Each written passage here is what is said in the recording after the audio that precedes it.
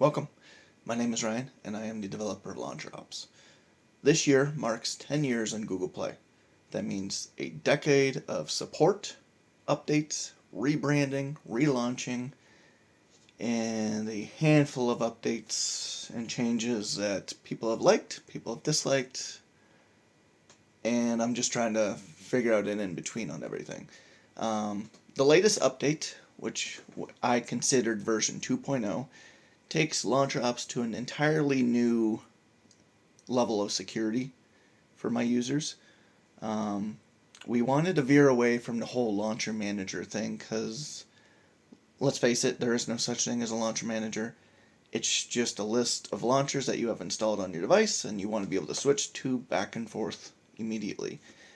With LauncherOps 2, we take security to a next level because I want my users safe. Because there are launcher apps out there that exist as malware, as malicious software, trying to take your data, trying to take your information, trying to sneak things into your device that you don't want. And that's what exactly LauncherOps fights, protects you from, defends you from.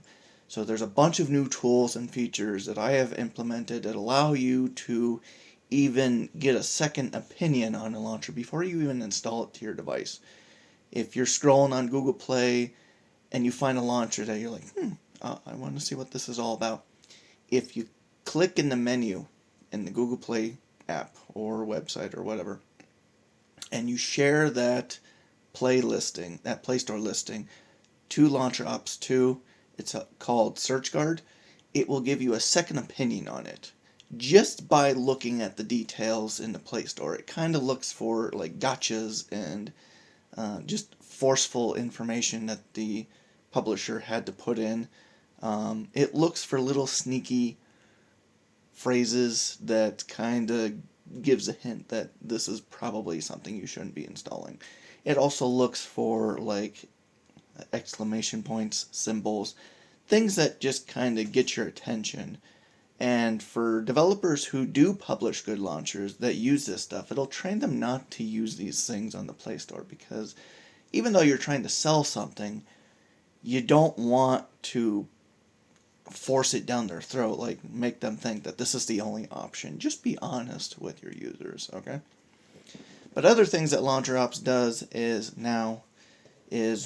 when you have a slew of launchers installed on your device, maybe you use different launchers for different environments, like at work, at home, for gaming, whatever the case may be, LauncherOps will go in and use a new feature called DeepSight, and it will project to you information that it's found about these launchers that you should be made aware of. Sometimes those details are hidden on the Play Store, and you should really know about them. It's not exactly anything exclusive. There are app managers out there that does this already. A lot of them have to be sideloaded because they're on GitHub and they kind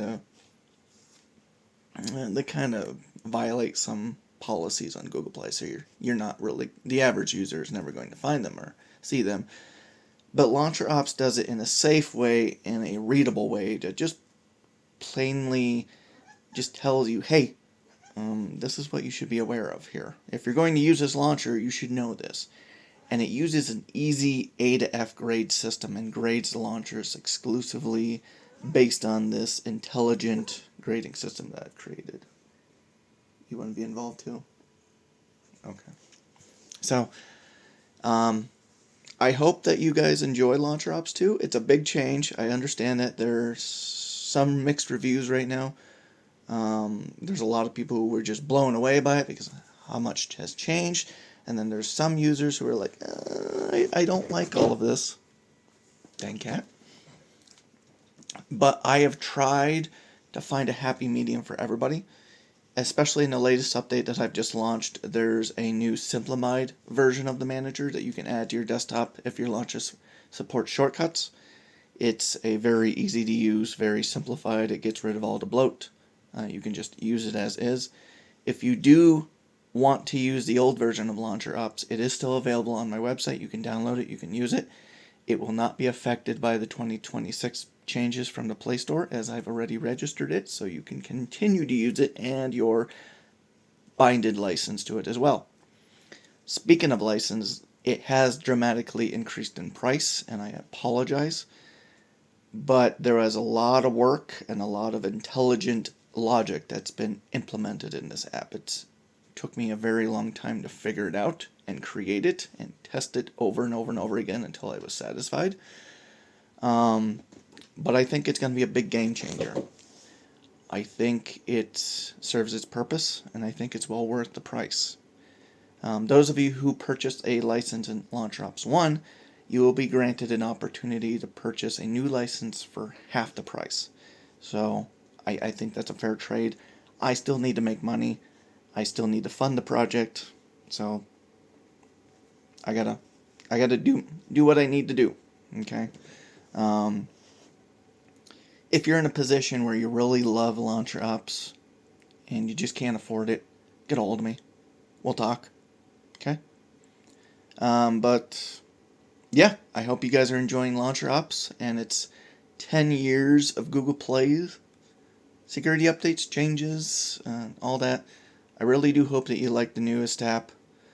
There's been a lot of changes implemented that really came from the heart, that are homebrew, that are non-third party. It's just all the charts, all the interfaces, all the animations. That's all me. That's no one else's work. That's all me. So I hope you guys enjoy it, and I will see you around. And if you've been using LauncherOps and you haven't updated your review in quite some time, please do that.